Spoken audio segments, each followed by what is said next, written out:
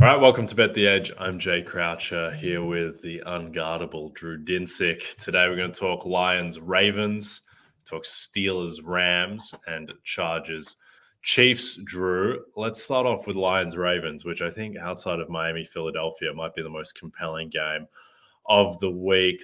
Ravens coming back from London, Lions coming back from stomping Tampa Bay. Ravens 3-point favorites, total 42. What's your read on this game, which is saying that the Ravens are kind of materially better than the Lions? Disagree. Okay. I believe in the Linos. I'm kind of cautiously optimistic that the Lions don't just cover this 3 points, but actually win outright. And there are a handful of reasons why. There's not a lot to love on this slate really for week 7. And so I'm doing my best to kind of recognize the market is getting sharper. The sides are pretty close, and you need to find some kind of unique ways into these games to a degree. And the way in for Detroit Baltimore is kind of conditional on the weather being fine. And if there are weather conditions as we get later into this week, I'm going to feel worse and worse about having bet lines on the plus money on the money line here. But the angle is pretty straightforward, which is the Ravens defense has succeeded this season on the back of their pass rush getting wins. And I think that is a problematic matchup for them against the Lions offensive line that is top 3 in the NFL right now. And I think you're going to have Jared Goff operating in a relatively clean pocket and operating with a set of weapons that now has diversity with Jameson Williams back in the fold. Jameson Williams was not a game-breaking difference maker against the Bucs, but the fact that he was out there and he was utilizing his speed, and that is now on tape in terms of how the Ravens are going to be able to schematically defend the Lions passing attack, I think matters, because the Ravens are, while they are very, very solid fundamentally defensively and kind of built around a core that is outstanding with Roquan Smith and Kyle Hamilton up the spine, it still is a team that can be beat with speed. Marlon Humphrey famously beaten by George Pickens, who can't create separation to save his life at the end of that Steelers game. I don't think he has entirely got his legs under him after the lengthy offseason absences we've seen from him. And I think ultimately this is kind of a game that comes down to finding some form offensively for the Lions, because the Lions defense, I think, actually matches up very well against this Ravens team right now. Ravens pass blocking is fine, not great. I think Hutchinson can absolutely be a difference maker and create a couple of havoc plays here. Alan McNeil as well is grading very well for me right now in terms of his ability to win in the pass rush department. And I think the general expectation here, if you're the Ravens coming off of a game where you were lucky to hold on to a lead, is you're going to have to find more creative ways to pad leads to be successful in a positive game state, which we have not really seen from them so far this season, outside of the one game where they got to play Adorian Thompson-Robinson, who was wildly over his skis in that particular contest. So this sets up well, I think, for the Lions, who, while winning and covering against the Bucs, did not play an especially clean or good game, is well coached and, is really kind of can't be, the Ravens aren't really constructed to be able to take advantage of the Lions' weaknesses in defense and vice versa. They're not really rostered well, I don't think, to defend the Lions and with their defense. So almost every box I check in a matchup department here goes in favor of Detroit. And as long as Jared Goff does not have, a multi-turnover performance here, I think the Lions can go into Baltimore and get a hard-fought win. Yeah, I think there's a couple things. One, there's two ways to look at the Lions. One would be to say that, they haven't really beaten anything yet. Yes, they beat the Chiefs in Kansas City on opening night, but no Chris Jones, no Travis Kelce, million drops from the Chiefs. They've beaten Atlanta, Green Bay, Carolina, and Tampa Bay, none of whom are very good. And they lost to the Seahawks at home in their biggest test, along with the Kansas City game. That's one way of looking at it. The other way of looking at it is that they've won their past 4 games, all by 2 touchdowns, and it doesn't matter who your opposition is. If you're doing that, that's very impressive. They really should have won the Seahawks game. That went to overtime and was decided on a questionable final play. And to get to overtime, Detroit had 3 turnovers. Seattle had none. Detroit averaged more yards per play. They really should have won that game. And then the Chiefs game, it is what it is. It wasn't a fantastic game, but they got a win in Kansas City. And the defense held up well enough against Patrick Mahomes.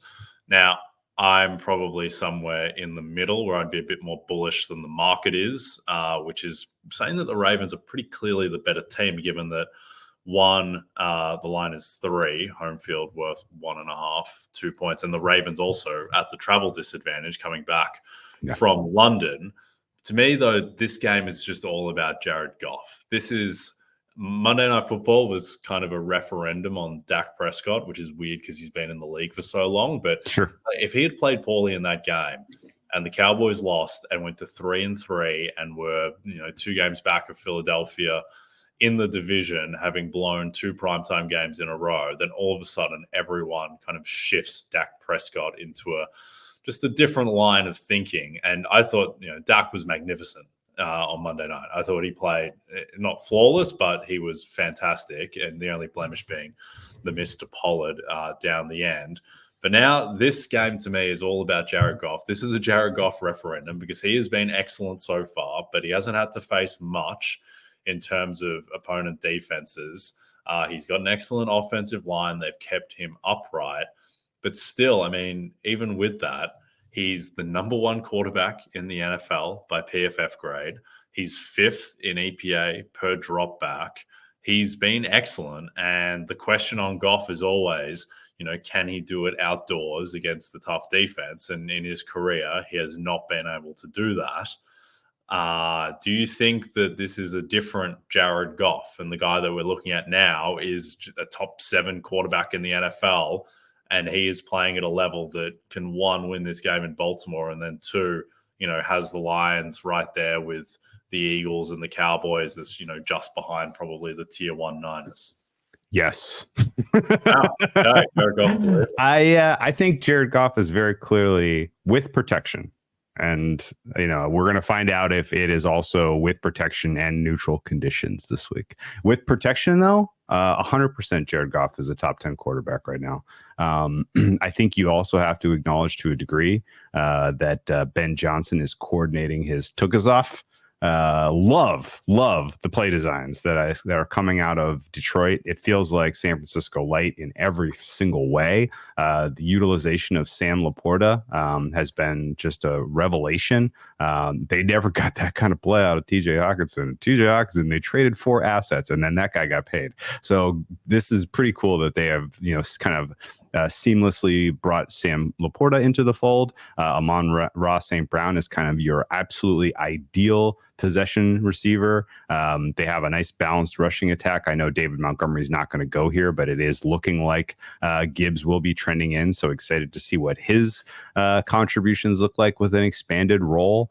And then, as we kind of mentioned, you have speed now in the fold with Jameson Williams. I like Josh Reynolds as wide receiver 3. Like, they can attack you with different formations, with different different looks, different styles, and creative play calling, play design. Like, all of that is helping elevate Jared Goff in the same way that I would say about the way Brock Purdy is performing for the Niners on the balance this season. And I think your framing of this as a referendum, because this is a good defense. Don't get me wrong. Like, there's no mistaking the Ravens are a good defense, but I think they're overrated because they have played a lot of backup quarterbacks this season. You've had a full half of football against Malik Willis. You had a half of football against more than half of football against Gardner Minshew. You got a whole game against Dorian Thompson-Robinson. You got Joe Burrow when he wasn't healthy, even remotely.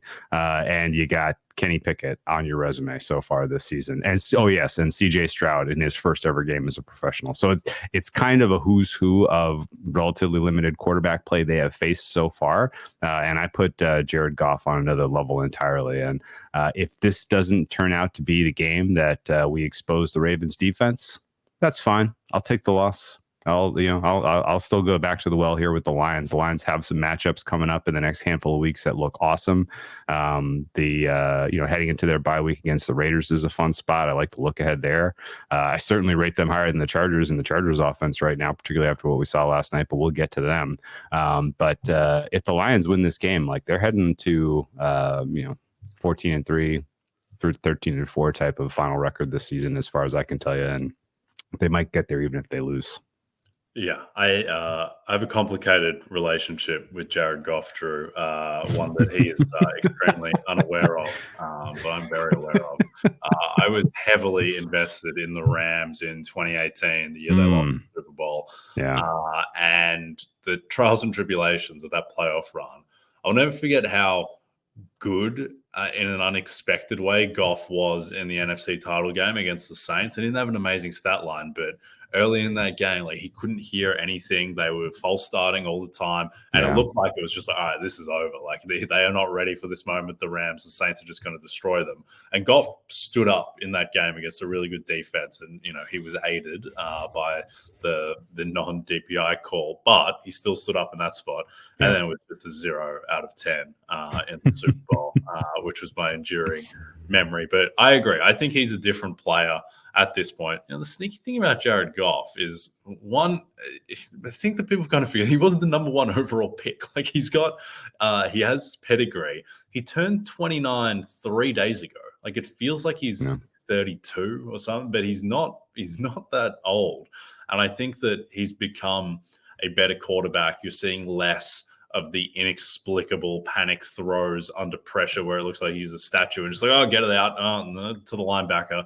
Less of that now. And so I think that he is a better player, but not sure how much better of a player, but I think we'll have a pretty good indication. And if they beat the Ravens, then all of a sudden the lid is off. Like NFC North, done. Dan Campbell is clear, overwhelming coach of the year favorite, unless Mike McDaniel a few hours later destroys the Eagles. And the complexion of the NFC starts to look a little bit different.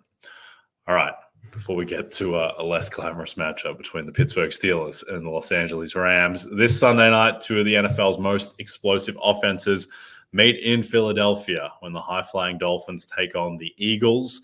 Get ready for what could be a shootout at 7 p.m. Eastern, only on NBC and Peacock. All right, Rams, 3-point favorites, home to the Steelers. The total is 44. Looking like Deontay Johnson, Pat Freiermuth will be back. Steelers off of the bye, a bit healthier. TJ Watt, dislocated finger, but he's going to play and we'll be all right.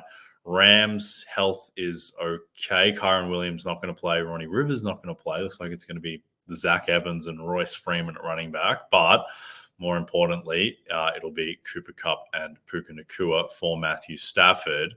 I can't remember what the preseason look ahead on this line was, but I can tell you it wasn't Rams -3. What's your rate on this game?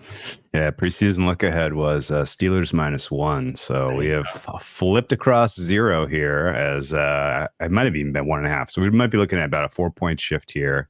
And I actually think that's not crazy because if you've downgraded the Steelers based on what you've seen this season, I think that's fine. If you've upgraded the Rams based on what you've seen this season, I think that's fine. And the Rams are in a pretty advantageous spot, as you kind of laid out. They're effectively healthy through the passing attack. They're effectively healthy on the defensive side of the ball. Offensive line is playing well, ? And maybe that's really where the game ultimately gets decided, is how effective is the pass rush for the Steelers here at preventing Stafford from operating a clean game. The Steelers are a swirling question mark on offense. This is going to be by far their lightest test of the season. They have not played an especially soft schedule of defenses so far. A couple of true tests in there with the Niners and the Browns, particularly to start. Raiders have been better than expected. Texans had a great performance that day. And then, of course, the Ravens game before their bye. So it's been a tough row so far for Kenny Pickett to hoe, and he's been hoeing it poorly. I think that's pretty clear to see. But I would note that for a lot of the people who are kind of calling for Matt Canada's job and, who are just a little bit frustrated by the kind of lack of creativity in the Steelers offense and play calling, like I get that, but this is actually a little bit of a prove it game for the Steelers offensively. I think they're pretty narrow band here. They're going to get into the 20s, but it's not a talented enough unit to get into the high 20s. Like, it doesn't matter who they're playing and how inexperienced they are. But I think you can basically count on the Steelers scoring between 21 and 24 points here. Their question comes down to, can you keep the Rams from scoring 24 to 27? I lean yes, but it's a soft lean. I haven't bet this game yet, but I think this is probably closer to a pick 'em than the market makes it. Close enough that, and 3 is key enough number that if you're going to bet this one, I would only really look at taking the points with the Steelers. And you literally bet it and close your eyes and hope that TJ Watt comes away with 2 or 3 havoc plays here. So far this season, the Rams offense, when they have been under pressure from a front 4 that can generate pressure without blitzing, they have been sputtering relative to the other downs where they drop back and either a blitz is coming or there's no pressure, in which case Stafford is carving. Right. So it's kind of the entirety of the game, and the handicap, in my opinion, rests on, can the Steelers generate pressure without blitzing? I lean yes, but at the same time, I'd like to see some reports on the health of the offensive line.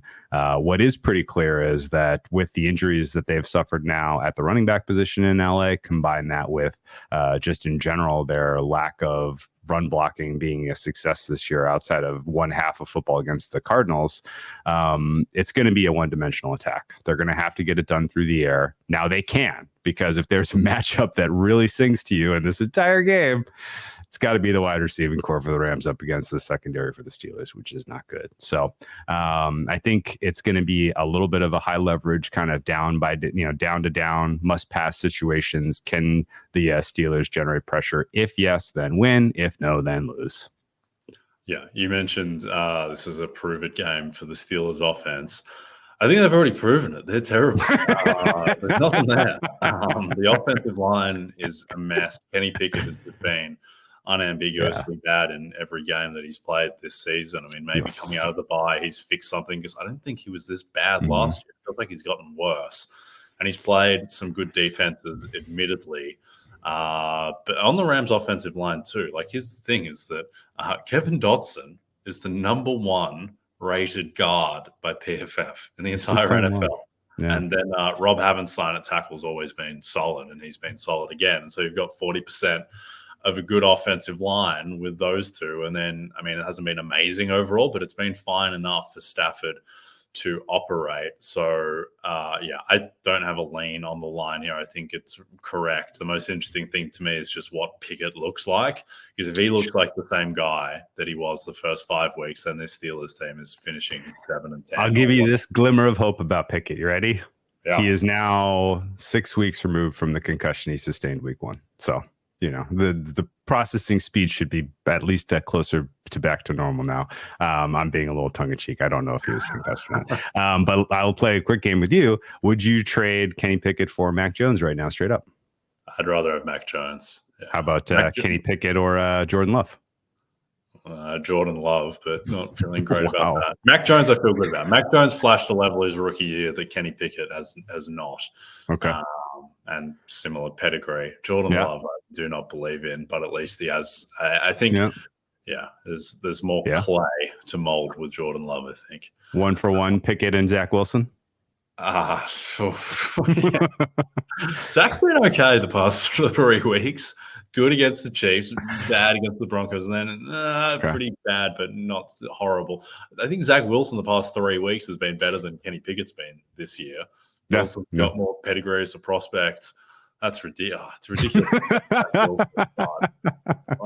Zach Wilson, just because there's the chance. Yeah. I think Pickett, I'm not sure what the upside is with Pickett. At least Zach Wilson, there's the 1 in 100 chance he turns into a star at some point because of the tools. Pickett was never going to be a star. The hope with Pickett was that he was going to be Mac Jones' rookie year, and he can't even be that. So it sounds like you make Pickett then the 32nd best starting quarterback when healthy. I think Ritter. Ritter? You would take Pickett over Ritter? Wow. I think I'd take Pickett. Yeah. Wow. Yeah, I would take Pickett. I think Ritter is 32. What a grim conversation. Last thing on this, one thing I wanted to just touch on in the awards market, there is Cooper Kupp's comeback player of the year price is collapsing. And so here's the thing. So Cooper Kupp at the end of last year sprained his ankle, and they just didn't bring him back as they were tanking. And then he had a 4-week hamstring strain to start this year. So there's an ankle sprain in the tanking season and a 4-week hamstring strain. Does that mean a guy who comes back from the dead? Because I don't think it does. To me, it's completely ridiculous. Last year, Cooper Kupp was the number 1 wide receiver in fantasy on a point-per-game basis. He never left. He just sat because they were tanking, and then he missed the first 4 weeks of the season. This is not a comeback story. It's an inspirational story, Jay. I'm inspired.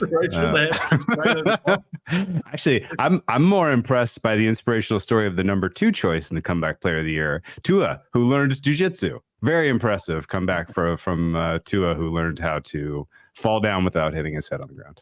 Yeah, Hamlin reopened -130. I'm not sure if we've talked about this on the podcast. I know we've talked about it offline, but my thought there is that this award is already done, and that multiple voters have come out and said the award is already done. And we're going to have a longer discussion about it at some point, but he reopened -130. I would rather back -1,300 than lay -1,300 on Hamlin, genuinely. So I think that we like talking about all these awards markets. I think that is one that is lacking in suspense. Could be wrong. I don't think he's off the board, but I would be absolutely stunned if he does not win that. All right, let's pivot to Chargers Chiefs. But firstly, basketball season is almost here, and that means one thing. It's draft season. Get the Roto-World Basketball Draft Guide, which includes all the rankings, player outlooks, and projections you need to win your league this year. Go to NBCSports.com to get your draft guide right now and use code preseason25 to save 25% off and receive a $10 Fanatics e-gift card. I got to talk a little basketball today with our pro basketball talk buddy Kurt, and boy, oh boy, get the juices flowing talking NBA, man. We gotta crack open a couple of topics because we're getting close. Yeah, I know. Head's all in kind of, Rob Havenstein mode. Need to pivot over to Reggie Jackson coming off the bench mode. Yeah. It is approaching. But for now, Drew, we have Chargers Chiefs. Chiefs 5.5-point favorites. Total is 48. I was pretty unimpressed by the Chargers on Monday Night Football, which I'm sure they're upset about, that I wasn't impressed with them. But Herbert was fine enough. Also, Keenan Allen, I think, had 85 yards and a touchdown. If Herbert makes 2 throws, he probably has 200 yards and 3 touchdowns. And he missed. It's weird because it's not really a mechanism that you usually see, but it was like he was favoring his left hand. And it felt like you could see him thinking about his left hand, even when it wasn't in play. And then when he's hitting the ground, he's lifting it up awkwardly because he's got the fractured finger there. The defense just couldn't really do anything outside of stop the run, which I don't know what's happening with Dallas's offensive line, by the way. Tony Pollard didn't have a single play where he had any space, not one. And he didn't break anything outside of the catch. And so the Chargers defense, fine on the ground, bad through the air, and the offense is going to have a pretty high floor just because of Herbert and Keenan Allen. And they kept him upright until they didn't. When Micah finally broke through. But what's your read on the Chargers? Are they any chance on a short week traveling to upset the Chiefs? I don't think so. It's tough to say this because throughout our betting lives with these two teams, with these quarterbacks, it's been a story of competitive losses for the Chargers. Like that's kind of the way all of these matchups seem to break, where it's tied late and the Chiefs drive and score a field goal and win. Or it's tied late or the Chiefs are up a field goal late and the Chargers are driving and throw a pick and it's over. Right. Last year's hugely consequential week 2 Thursday night football game, I believe, was Chiefs Chargers. And that was the one where it felt like the Chargers thoroughly outplayed them. And there was one fluky pick 6 by Herbert towards the end of the game that was ultimately the deciding, play of the game. I think your commentary about Herbert was entirely fair. Watching that game last night felt like doing homework. There was so much pressure and sack avoidance. It was like you never really felt like either of those offenses got into an especially clean rhythm. I got it. If you're going to pick on Herbert for an inaccurate night, which I think are fair to do, and point questions as to why in the world would a left hand injury impact your ability to throw with your right, but it did feel like there was something there. I think you at least have to give him some flowers for the sack avoidance, because the Dallas D line was winning their 1v1s against the Chargers O line all night long. I don't know if it had to do with just in general the fact that the Chargers were coming off of a bye and they were a little lethargic. They just weren't as dialed as the Cowboys were. Cowboys were playing with a little more desperation last night. We saw Mike McCarthy go for it a couple times on fourth down, where he has not been want to do that so far in his tenure. So maybe the Cowboys were playing with a little bit of a backs against the wall mentality, and the Chargers were, a little bit lax out there. But I thought the Chargers O-line got beat badly enough that I look at this matchup now with the Chiefs, and I've been very concerned about, more of the same. You're on the road. Your offensive line's not playing well. You're up against a D-line that's anchored by Chris Jones, who can be an absolute massive game disruptor, particularly in a close game. And I think the Chargers defense was painful in that final drive. 3 times, third and long, they should have gotten off that field and given their offense a chance to go score the game-winning instead of the game-tying field goal, and they couldn't do it. And, I mean, if you need a more clear indictment of the Brandon Staley tenure than the fact that your defense can't get off the field in those moments, what are you bringing to the table if it's not your vision defensively, if you're a defensive-minded coach? It was just a masterclass of mismanaging player positioning and scheme and everything about it. You're getting destroyed by one guy. CeeDee Lamb is beating you all over the field, and still no ever emphasis on, trying to get a second defender on him or closing down some of his running lanes, or it just in general trying to disrupt him at the line of scrimmage. Nothing. No, just let him run amok. Derwin James, for whatever reason, can't stop making 15-yard penalties. No, not even a word to the guy. Like, yeah, well, he plays the way he plays. Like, it seems to me like there's not a lot of upside left in the Chargers under this regime. And it's sad because, Herbert should be a clear top six quarterback with his arm talent. But right now he's on the outside looking in because, it's just an uninspiring unit from top to bottom. And, it's a team that's probably going to finish under 500 this year, which is amazing considering the talent and the investment they have on both sides of the football. This is the end of their window with Herbert as on a team favorable deal. And I think they ultimately are going to see that window close without realizing much of anything, which is sad. Right now I would say Chiefs are past at 5.5. Miserable spot, by the way, for the Chargers. Chargers got to come off a Monday Night Football game and get ready on a short week while the Chiefs basically had a mini bye. Chiefs coming in basically at full health. I think this is a pretty clear look for the Chiefs to cover the spread and or pass on the game entirely. And I think there's a chance the Chargers were saving something good. I don't know why they needed to win that game last night. Maybe they have a slightly better performance out of the gate here, and they look a little bit sharp, and you can catch the Chiefs on a live spot down a touchdown or something like that. That's probably how I'll end up playing this game in the end. But I think this is still the Chiefs 1 seed to lose. It's still Pat Mahomes MVP to lose, and it's still Chiefs AFC West to lose. Yes. Monday night did not feel like a Super Bowl preview. Those teams were just, the amount of times they shot themselves in the foot was unbelievable. And the Chargers, you raised a good point about Derwin James, who at one point was considered one of the truly elite defensive players in the NFL. Someone needs to tell him that you don't get anything for killing people. All you do is you'll feel bad because they'll be dead, and you get a 15-yard penalty. Like, there's just no upside in doing what he's doing. He's not helping the team in any way. So that is that. Michael Davis is not good at all. No. And he was not supposed to be the starting boundary corner, but because J.C. Jackson, because that went so poorly, he's in that role. Asante Samuel Jr. is fine. He's been good, and Khalil Mack is having a really good season, but Joey Bosa looks like he might be done as well. And they just don't have a lot of – this used to be on paper, a star-studded defense between Mack and Bosa and J.C. Jackson, All-Pro, Derwin James and Asante Samuel. Now most of those guys just aren't the same guy, aren't the guy that they were expected to be. And then on offense, I mean, it's really just Keenan Allen and Justin Herbert playing pitch and catch. And if they're not getting that done, then there's just Mike Williams down really hurts them. The fact that Quentin Johnston has been completely useless has just killed this team because they need him. They need him to be good. They can't have Josh Palmer being their second guy, and he has to be at the moment.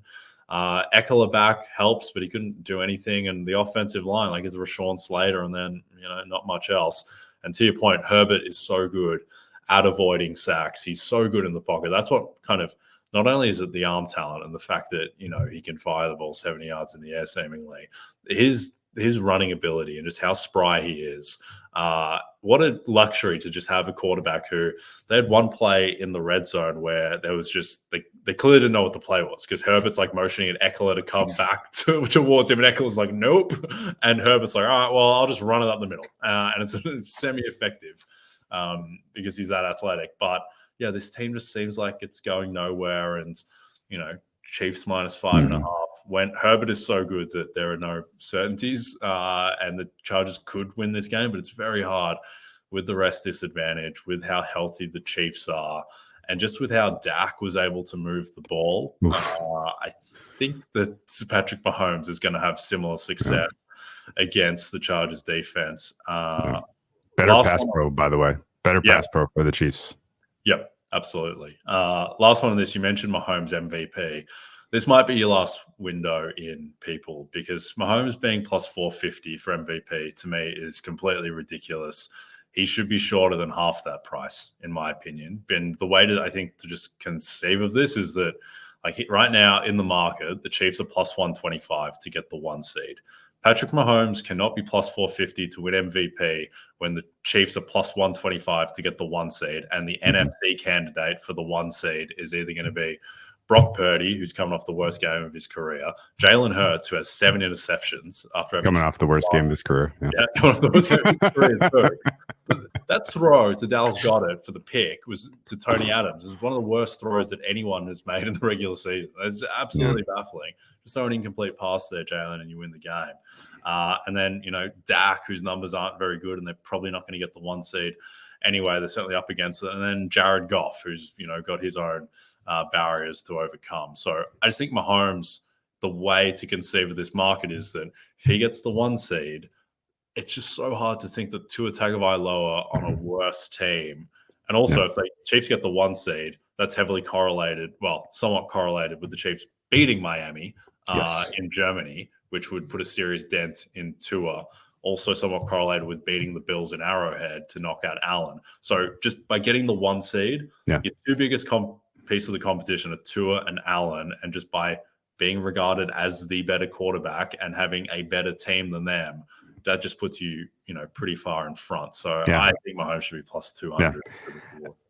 Mahomes is a 5.5 point favorite against a bad defense this week, guys. Yeah.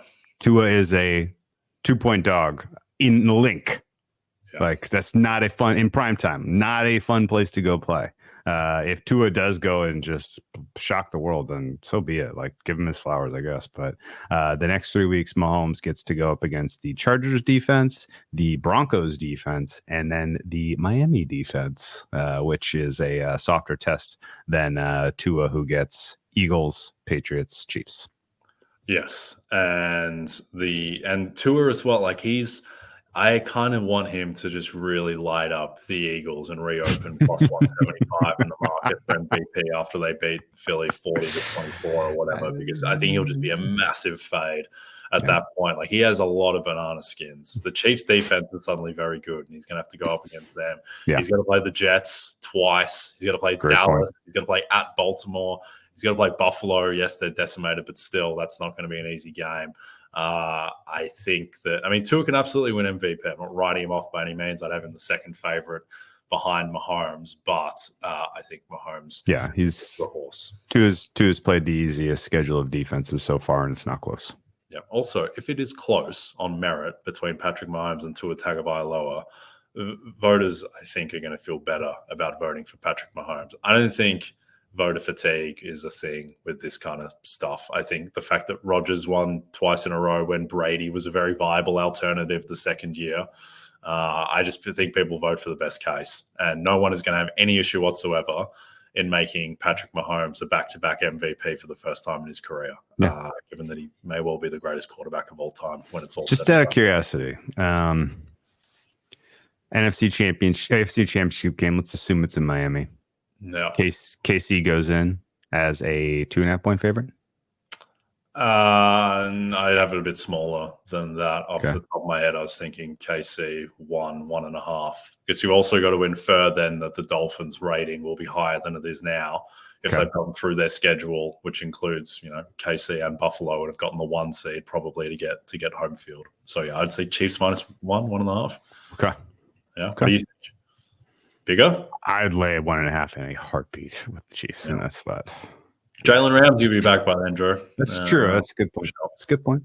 So maybe, I mean, we'll see what Ramsey's like coming off the torn meniscus, but because that's their biggest issue at the moment is corner. Right. And the fact that Xavier Howard is not, the guy anymore. There's a chance the Dolphins are just a juggernaut, and maybe they go into that game and they roll through the league and they're favorites in that game. That wouldn't shock me at all. They got a lot of upside, but I still think the Chiefs are the better team. And maybe the Bills are as well. We'll see how healthy they can get.